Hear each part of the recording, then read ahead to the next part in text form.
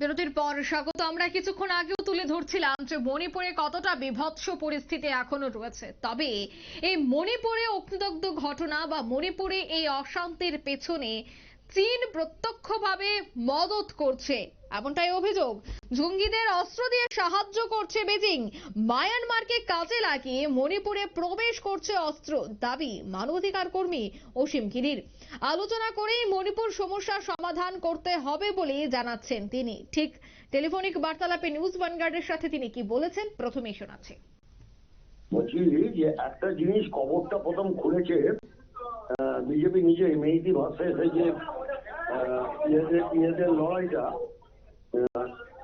কুকিদের যে লড়াইটা, মানে যে পাহাড়বাসী এবং নিচের যে জনজাতি, ঠিক আছে, এই দুটো জনজাতির মধ্যে যে বিরোধ, এই বিরোধটা আজকে বুমেরাং হয়ে ফিরছে বিজেপির বিরুদ্ধে। একদম বুমেরাং হচ্ছে এইটা। এইবার কি হচ্ছে, সাম্প্রদায়িক দাঙ্গাটা মারাত্মক ভাবে বেড়ে গেছে এবং যিনি মুখ্যমন্ত্রী এবং তার দল তারা বলেছিলেন যে এই সমস্যাটা সমাধান করবেন। এবার যখন সেটা না করে যখন ঠিক উল্টোটা হলো, এখন ন্যাচারালি জনরোষ তীব্রভাবে পড়ছে সরকারের উপর, সেটাই হচ্ছে। এবং এই ফলটা মানে নিজের হাতে ফ্র্যাঙ্কেনস্টাইন তৈরি করার ফলটা এখন বিজেপি ভুগছে, এইটা আমার মনে হয়। তাহলে কোন পথে সমাধান করা যেতে পারে? সমাধানের একটাই পথ, দেখুন আমি তো সবসময় আমরা মানবাধিকার কর্মী বলি আলোচনাই একমাত্র পথ। মেইতিদের মধ্যে লিডার আছে এবং কুকিদের মধ্যেও লিডার আছে, তাদের নিয়ে বসে সর্বদল মিটিং করে এটাকে সমাধান করা অবশ্যই যায়। নইলে যেটা হবে সেটা যে সামনে তো ইলেকশন আছে, তাই না?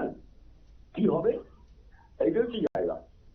কারণ রাষ্ট্রপতি শাসন যদি করে, বিজেপি এখন চেষ্টা করে যে রাষ্ট্রপতি শাসন করব, বিরোধীদের কিছুতেই আমরা ইয়েতে করতে দেবো না, এটা করতেই পারে তারা, এটাই সম্ভাবনা বেশি, যাতে না চলে যায় কংগ্রেসের হাতে বা অন্য কোনো দলের হাতে ইত্যাদি।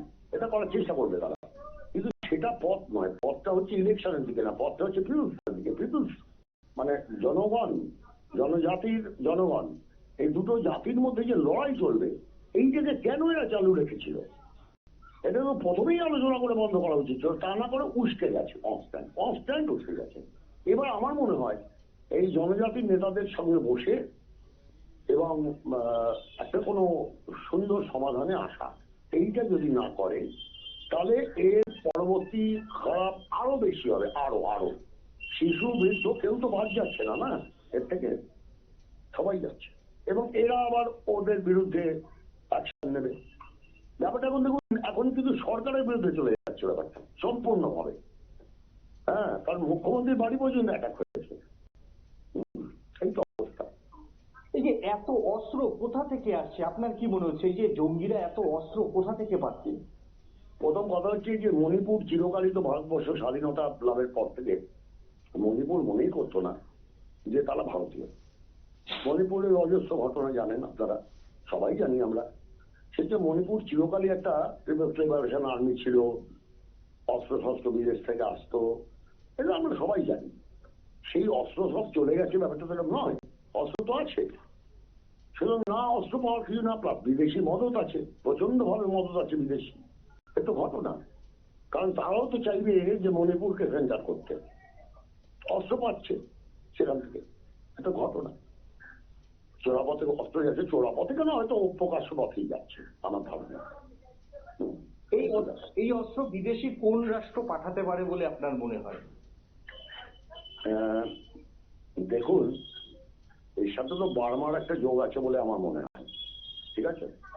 এটা আমার ব্যক্তিগত ধারণা, কিন্তু একেবারেই ব্যক্তিগত ধারণা। বার্মার একটা যোগাযোগ আছে, চীনের থাকলেও থাকতে পারে, এটা আমার মনে হয়। আপনার বার্মা তো আছে, ডেফিনেটলি বার্মা আছে।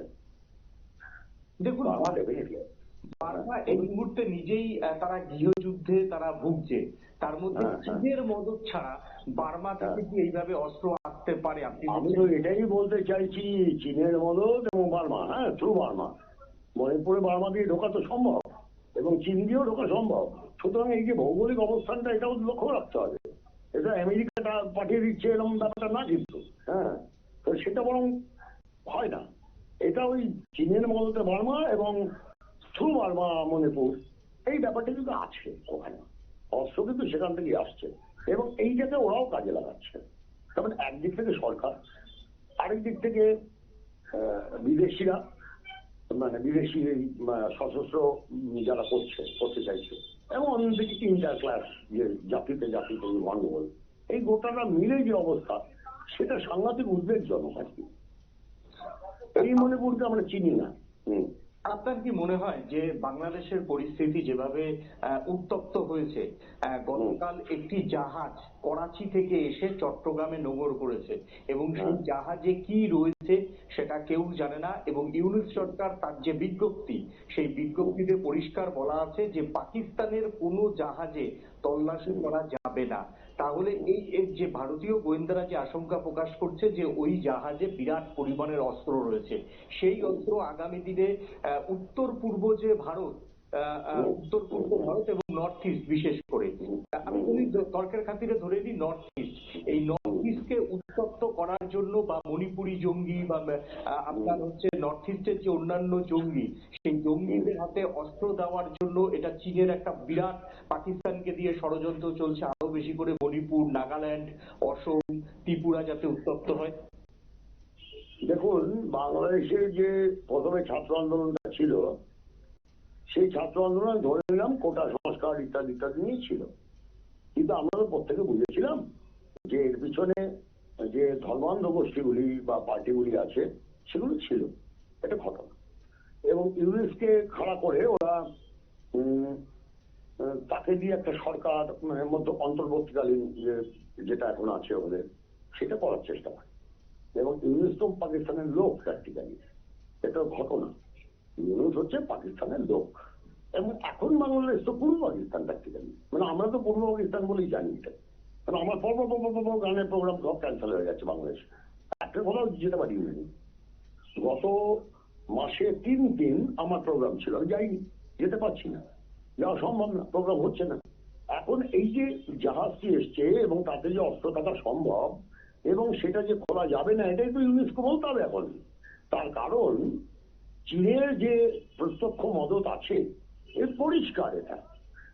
এবং এই দিয়ে যে উত্তর পূর্ব ভারত, আপনি যেটা বললেন, এই উত্তর পূর্ব ভারতে যে একটা বিভৎস অবস্থা গড়ে তোলা, এইটা তো গড়ে তুলতে চাইছে ধীরে ধীরে। দেখুন না, সমস্ত দেশগুলো পাল্টে যাচ্ছে। বাংলাদেশ কি ছিল কি হলো ভাবুন আপনি, ভারতবর্ষ ধীরে ধীরে বিভিন্ন রাজ্য কি ছিল কি হচ্ছে ভাবুন। এবং একই সঙ্গে যদি সমগ্র দক্ষিণ এশিয়া যদি আমরা ধরি, তাহলে দক্ষিণ এশিয়ায় কিন্তু এই অবস্থাটা হবেই, হতে বাধ্য, বাউন্ড। এবং এটাই এখনকার রাজনীতি হচ্ছে। এটা খুবই ভীষণ উদ্বেগজনক অবস্থা এখন। আপনারা শুনলেন বক্তব্য। তিনি একাধিক বিষয় তুলে ধরেছেন যে কিভাবে অস্ত্র আসতে পারে এবং কারা মদদ দিচ্ছে, এবং এর পেছনে যে চীন বরাবর ভাবে সাহায্য করে আসছে সেই কথাই কিন্তু তিনি তুলে ধরলেন। মায়ানমারকে কাজে লাগিয়ে মণিপুরে প্রবেশ একাধিক বিষয় উঠে এসেছে, এবং তিনি তাও বলেছেন যে আলোচনা করেই মণিপুরে সে সমস্যা সমাধান করা সম্ভব। তবে চীন যে বারবার মদত করছে সে কথাই কিন্তু তিনি বলেছেন। আমরা আরো বিস্তারিত জানবো। টেলিফোন লাইনে এই মুহূর্তে যুক্ত হয়ে গেছে এক্সিকিউটিভ এডিটর নীল বণিক। নীল, যে কথা তিনি বলছিলেন যে চীনের একটা মদত থাকতে পারে, অন্যদিকে মণিপুরে প্রায় সময় এই অস্ত্রের ঝনকানি দেখা যায়, প্রচুর পরিমাণে অস্ত্র এখনো মণিপুরে রয়েছে। এই বিষয়গুলিকে কেন্দ্র করে কিভাবে দেখছো তুমি? দেখো, কয়েকদিন আগেই দিল্লিতে একটি ত্রিপাক্ষিক বৈঠকের আয়োজন করেছিল কেন্দ্রীয় স্বরাষ্ট্র মন্ত্রক। এই যে মণিপুর, সেই মণিপুরের শান্তি ফেরাতে মেইতি এবং কুকি, এই দুই সম্প্রদায়কে নিয়ে কিন্তু এই চলতি মাসের হয়তো প্রথমের দিকে, যতদূর আমার মনে পড়ছে, চলতি মাসের প্রথমের দিকে দিল্লিতে কেন্দ্রীয় স্বরাষ্ট্র মন্ত্রকের তরফ থেকে একটি বৈঠকের কিন্তু আয়োজন করা হয়েছিল। সেই বৈঠকে মেইতি এবং এই যে কুকি, দুই যে গোষ্ঠী, সেই দুই গোষ্ঠীর নেতৃত্বরা কিন্তু উপস্থিত ছিলেন, কেন্দ্রীয় স্বরাষ্ট্র মন্ত্রকের একাধিক কর্তারা কিন্তু উপস্থিত ছিলেন। তখন একটা ভাবা গিয়েছিল হয়তো এবার পাকাপাকি ভাবে তোমার হচ্ছে মণিপুরের শান্তি ফিরবে, সবাই আশা করেছিল। এবং তারপর দেখা গেল যে মণিপুরে বেশ কয়েকদিন কিন্তু বড় কোনো বিক্ষিপ্ত, বড় কোনো অশান্তির খবর পাওয়া যায়নি। ছোট ছোট দুই একটা বিক্ষিপ্ত ঘটনা ছাড়া। এরপরই মনে করা হয়েছিল যে সত্যি হয়তো মণিপুরের এবার ধীরে ধীরে পরিস্থিতি শান্ত হবে। দুই সম্প্রদায়ের মধ্যে যে অবিশ্বাসের একটা বাতাবরণ বিগত 4 বছর ধরে ঘটে আসছে, সেটার হয়তো কোথাও একটা অবসান ঘটবে, এমনটাই কিন্তু ধরে নিয়েছিল অনেকেই। কিন্তু সেই ঘটনাকে ভুল প্রমাণ করলো বিগত 4-5 দিন এর আগের একটি ঘটনা, এবং সিআরপিএফ এর সঙ্গে কুকি জঙ্গিদের গুলির বিনিময়, সেই গুলির বিনিময়ে 11 জন কুকি জঙ্গি মৃত্যু হয়েছে। তারপরের থেকেই কিন্তু অশান্ত হয়ে উঠেছে মণিপুর, এবং এখন এই মুহূর্তে মণিপুরের ঘটনা একেবারে হাতের বাইরে চলে গিয়েছে, এবং সেই জায়গাতে রাষ্ট্রপতি শাসন মণিপুরে জারি হবে কিনা সেটা পরবর্তী বিষয়। তবে মণিপুরের পরিস্থিতি একেবারেই স্বাভাবিক নয়, এবং মণিপুর যত সময় যাবে ততই কিন্তু আরো উত্তপ্ত হবে বলে আশঙ্কা প্রকাশ করা হচ্ছে বিভিন্ন মহল থেকে। তবে এইটুকু বলতে পারি যে মণিপুরের এই যে ঘটনা, সেই ঘটনার জন্য অবশ্যই দায় হচ্ছে চায়নার, এবং বিদেশি চায়না চাইছে যে মণিপুর, নাগাল্যান্ড এবং মিজোরাম, এই ত্রিপুরা, অসম, এই রাজ্যগুলি যদি তোমার অনেক বেশি ডিস্টার্বমেন্টের মধ্যে থাকে, তাহলে ভৌগোলিক কারণে বা জিও পলিটিক্সে ভারতের সঙ্গে অরুণাচল ইস্যুতে চায়নার দর কষাকষিতে সম্ভব হবে। তার জন্য চায়না সবসময় চাইবে, অতীতে এটা চায়নার একেবারে পরিকল্পনা, চায়না সবসময় চায় যে উত্তর পূর্বের মাটি যত অশান্ত থাকবে তত চায়নার অন্তত লাভ, কারণ ভারত সরকারকে অভ্যন্তরীণ নিরাপত্তার বাজেট বাড়াতে হবে, এবং উত্তর পূর্বে শান্তি ফিরবে না, উত্তর পূর্বে কর্মসংস্থান হবে না, তাতে ভারত সরকারের কোষাগার থেকে বেশি টাকা খরচ করবে, এবং রাষ্ট্র যারা পরিচালনা করে তাদের উপর একটা সাধারণ যে মানুষ রয়েছেন বা এখানে যে বিভিন্ন জনজাতি গোষ্ঠীগুলি রয়েছে তাদের ক্ষোভ বাড়বে। এটা হচ্ছে চায়নার দীর্ঘদিনের একটা পলিসি, এবং এখানে একটা মার্কিন পলিসিও রয়েছে। মার্কিনরাও একটা এখানে তাদের মিশন যে ব্রহ্মপুত্র, সেই মিশন ব্রহ্মপুত্র তারা অতীতে নিয়েছিল, এবং মার্কিনীরা সবসময় চায় যে এই যে ভারত, সেই ভারতের বিভিন্ন জাতিগোষ্ঠী, বিভিন্ন ধর্মীয় মানুষদের মধ্যে একটা বিভেদ তৈরি করে তারা এর দীর্ঘদিনের যে ফসল, অর্থাৎ তাদের যে একটা মার্কিনীদের বা সাদা চামড়া মার্কিনীদের যে একটা তোমার হচ্ছে উগ্র ফান্ডামেন্টালিজম পলিসি রয়েছে, সেই উগ্র ফান্ডামেন্টালিজম পলিসিটাকে তৈরি করে এখানকে একটা ধর্মীয় বিভাজন তৈরি করা, এটা বহুদিনের হচ্ছে মিশন ব্রহ্মপুত্রের আন্ডারে মার্কিনীদের একটা চাল। এখন মার্কিনীদের চালটা সেই জায়গাতে অনেক কম, কিন্তু এখান থেকে চীন যেহেতু তোমার হচ্ছে বার্মা যেহেতু উত্তপ্ত, বার্মাতে যেহেতু সেইভাবে কোনো সরকার কাজ করতে পারছে না, নিজেরাই অভ্যন্তরীণ সংঘর্ষে লিপ্ত, তার জন্য সবসময় বার্মার দ্রুত পন্থীকেই কার্যত চায়না টার্গেট করেছে। এক হচ্ছে সরকারি মদতে যদি কুকি জঙ্গিদের, মেইতি জঙ্গিদের হাতে অস্ত্র দিয়ে দেওয়া যায়, সেই ক্ষেত্রে বার্মার গভর্নমেন্টের কিছুটা ইনকাম হবে। অন্যদিকে বার্মার এই যে বিক্ষুব্ধ যে গোষ্ঠী যারা সরকারের সঙ্গে লড়াই করছে, তাদের হাতেও যদি চায়না অস্ত্র দিতে পারে, সেই একটা অস্ত্র যদি এখানে মেইতি কুকি জঙ্গিদের বিক্রি করতে পারে, তাহলে বিক্ষুব্ধ গোষ্ঠীর হাতেও টাকা যাবে। এই পলিসিটাই চায়না দীর্ঘদিন ধরে মেনটেন করে আসছে, এবং মণিপুরকে উত্তপ্ত করতে এই পলিসি মূলত দায়ী। এখন প্রশ্ন হচ্ছে কেন্দ্রীয় সরকার তার নিজস্ব যে নেটওয়ার্ক, গোয়েন্দা নেটওয়ার্ক, সেখানে এনআইএ হতে পারে, সেখানে বেশ কয়েকটি মামলায় মণিপুরের সিবিআই প্যারালাল তদন্ত করছে, এনআইএ রয়েছে, আর্মির নিজস্ব ইন্টেলিজেন্স রয়েছে, তাহলে এত ইন্টেলিজেন্স থাকার পরেও কেন ফ্লপ করছে বারবার মণিপুর? এবং যে ক্ষেত্রে দেখা যায় কাশ্মীরের দিন 15-20-র মধ্যে একটি ঘটনা ঘটলে কাশ্মীরে সেটাকে বাহিনী ওভারকাম করতে পারে, কিন্তু মণিপুরে কেন ওভারকাম করা যাচ্ছে না? তার মানে কি এর পিছনে নির্দিষ্ট রাজনৈতিক দলগুলির ভোটের অঙ্কও রয়েছে? এই প্রশ্নটাও কিন্তু স্বভাবতই কিন্তু মানবাধিকার কর্মীদের মধ্যে রয়েছে। এবং এই ক্ষেত্রে তোমায় বলতে পারি যে ভারতবর্ষের যে ভোট পলিটিক্স, সেই ভোট পলিটিক্সের একটি অংশ হতে চাইছে এই মেতি এবং এই জঙ্গি, এই দুই গোষ্ঠী। অন্যদিকে তারপরে চীন এইটাকেই আবার তাক করছে চীন এবং অন্যান্য বিদেশি শক্তি, যার জন্য মণিপুরে কিন্তু অশান্তি তো থামছেই না, দীর্ঘদিন সেটা বাড়ছে। যদিও গতকাল কেন্দ্রীয় বাহিনীকে একেবারে ফ্রি অ্যাক্সেস দেওয়া হয়েছে কেন্দ্রীয় স্বরাষ্ট্র মন্ত্রকের তরফে, এবং মণিপুরকে যদি শান্ত করতে হয় তাহলে এই যে দুই জঙ্গি গোষ্ঠীর যারা নেতারা রয়েছেন তাদেরকে আগে একেবারে মণিপুরে তাদেরকে ব্লক করতে হবে। সেই ক্ষেত্রে প্রয়োজনে তাদের কাশ্মীরে যেখানে যায় তাদের গৃহবন্দী করে সেই ক্ষেত্রে তাদের গৃহবন্দী করতে হবে।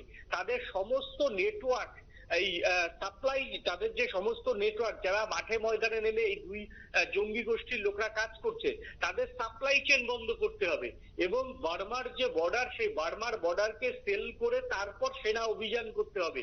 শুধুমাত্র একটা সার্চ অপারেশনে নেমে মণিপুরে রক্তক্ষয় সংঘর্ষ আরো বাড়বে, সেই ক্ষেত্রে মণিপুর কখনোই শান্ত হবে না বলে মনে করছে ওয়াকিবহল মহল। তাই মণিপুরকে যদি আগে শান্ত করতে হয় তাহলে এই যে মেইতি বা মেইতি ও কুকি এই দুই জঙ্গি গোষ্ঠীর যারা ক্যাডার, যারা বন্দুক হাতে লড়াই করছে তাদের সাপ্লাই বন্ধ করতে হবে।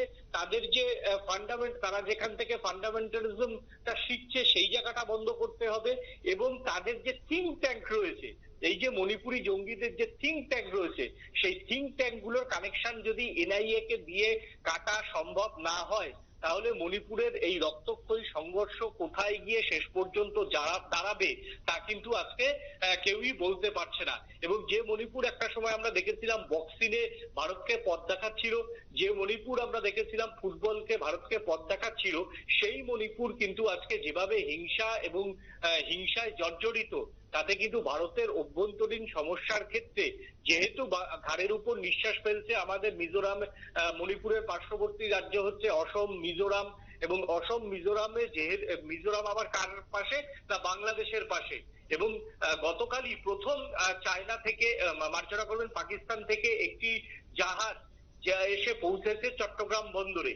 সেই জাহাজে কি রয়েছে তা কিন্তু কেউ জানে না, এবং এই জাহাজে যদি অস্ত্র থাকে সেই অস্ত্র নর্থ ইস্টের জঙ্গিদের কাছে দ্রুত পৌঁছাবে, এটাই স্বাভাবিক। সেই জায়গাতে দাঁড়িয়ে ভারত সরকারের এখন উচিত অবিলম্বে মণিপুরকে শান্ত করতে পলিটিক্যালি একদিকে যেমন মুভমেন্ট করা দরকার, অবশ্যই সেই ক্ষেত্রে বিরোধী দল সব থেকে বড় দল কংগ্রেসকে সঙ্গে নিতে হবে, ছোট ছোট আঞ্চলিক দলগুলোকে সঙ্গে নিতে হবে সেখানে, এবং সেখানে সমস্ত গোষ্ঠীর যারা নেতারা রয়েছেন তাদের সঙ্গ নিয়ে সর্বদলীয় বৈঠক করে একেবারে অসীমবাবু যে কথা বলছিলেন আমলাতান্ত্রিক বৈঠক দিয়ে দিল্লিতে মণিপুরকে শান্ত করা যাবে না, বরঞ্চ মণিপুরকে শান্ত করতে গেলে মণিপুরের সেখানে যারা সিভিল সোসাইটি রয়েছে তাদেরকে মাঠে নামাতে হবে, সর্বদলীয় বৈঠক করে মণিপুর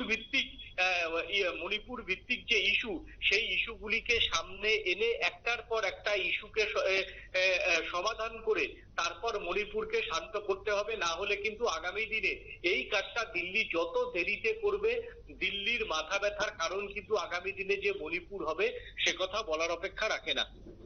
একদমই, ধন্যবাদ নীল। অর্থাৎ আলোচনা করেই মণিপুরের সমস্যা সমাধান করতে হবে সেই কথাই কিন্তু জানালেন মানবাধিকার কর্মী। নিয়ে নিচ্ছে এই মুহূর্তে ছোট্ট একটি বিজ্ঞাপন বিরতির সঙ্গে থাকুন।